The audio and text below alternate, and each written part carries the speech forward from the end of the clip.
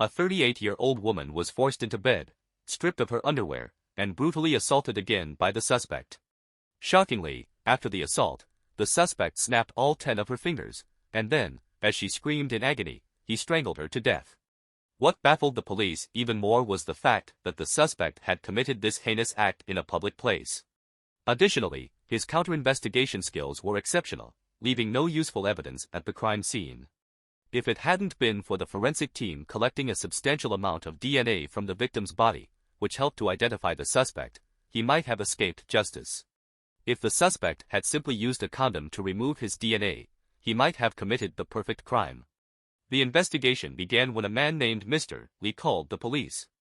He had been out for a morning run when he discovered a lifeless body on a riverbank. The body, disheveled and lying in the grass, terrified Mr. Lee, who immediately reported the incident to the authorities. The police responded promptly, sending officers to the scene to conduct a thorough investigation. At the crime scene, the police found the victim lying on her back in the grass by the riverbank. Her upper body was mostly clothed, but her skirt had been pulled up to her stomach, and her underwear was missing. It was clear she had been assaulted before her death. Upon further examination, the forensic team discovered strangulation marks on her neck and noted that all of her fingers had been deliberately broken. The suspect had cruelly assaulted her, broken her fingers, and then strangled her to death. However, the police couldn't identify the victim at first because her personal belongings were missing. Based on the available evidence, they estimated that the victim was around 35 years old and had been dead for less than 24 hours. The next step for the police was to determine the identity of the victim to progress with the investigation. That same day, someone reported a missing person, a woman named Lee, who had been out of contact since the previous day. The police compared the missing person's photo and DNA with the body found at the riverbank, confirming the victim's identity as Lee. She was 38 years old, single, and worked as a service staff member at a large hotel in Suzhou.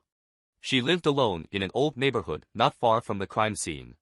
According to her family, she had been at work the day before the incident and had shown no signs of unusual behavior. After finishing her shift, no one knew where she went or who she met, leaving the police with many unanswered questions. From the time Lee finished work at 6 p.m. to the discovery of her body at 8 a.m. the next day, what had happened during those hours? Determining the suspect's motive became the police's primary challenge. As they hit a dead end, they expanded their investigation by canvassing the area around the crime scene. However, the nearest residential area was hundreds of meters away, on the other side of a canal, and no eyewitnesses could be found. Just when the police were feeling discouraged, an important clue surfaced during their investigation. Someone living near the crime scene mentioned hearing a woman calling for help around 10 p.m. on the night of the crime. The police concluded that the woman calling for help was likely the victim, Lee, establishing her time of death at approximately 10 p.m.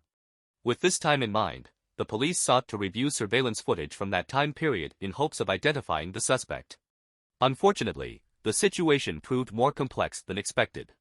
The crime occurred in a newly developed park where many of the surveillance systems were still being tested. As a result, it was challenging to gather footage quickly. While technicians worked on restoring the videos, the police also began investigating Lee's social relationships, hoping to uncover more clues. During this investigation, they found that although Lee lived alone and was publicly single, her home contained a significant amount of men's clothing and personal items. This discovery suggested that Lee had been hiding a relationship with a man. But who was this mysterious man? At the same time, the police investigating Lee's phone records made an important breakthrough. On the night before her death, she had been in frequent contact with a man named Chong.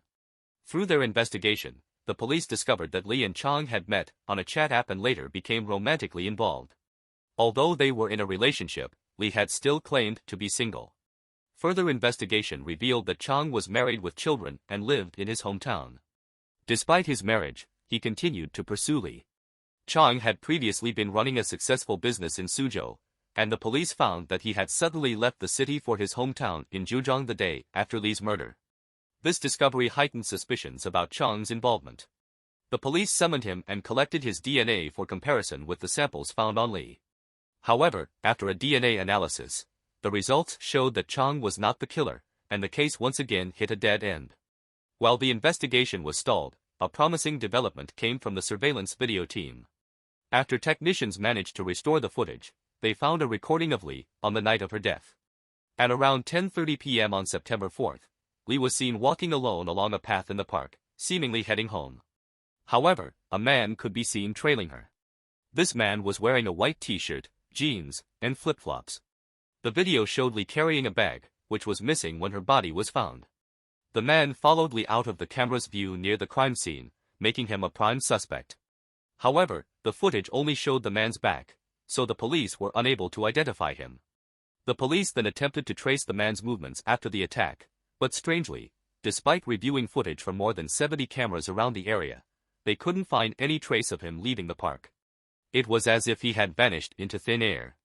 The case was at a standstill once again, but the police shifted their strategy. Instead of tracking the man's exit, they tried to determine how he had entered the park. After 2 days of intensive video tracking, a team of over 20 experienced officers finally spotted the man on surveillance footage from Chongqiao South Road on the 4th day of the investigation.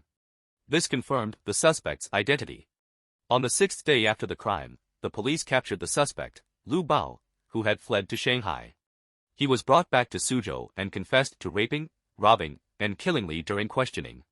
He admitted that he initially intended to rob her, believing she had money. He strangled her and stole her jewelry, phone, and ring. After noticing that she was still breathing, he sexually assaulted her by the riverbank. Fearing discovery, he fled by jumping into the river and swimming to the opposite shore, which explained why the police couldn't find him on the surveillance footage.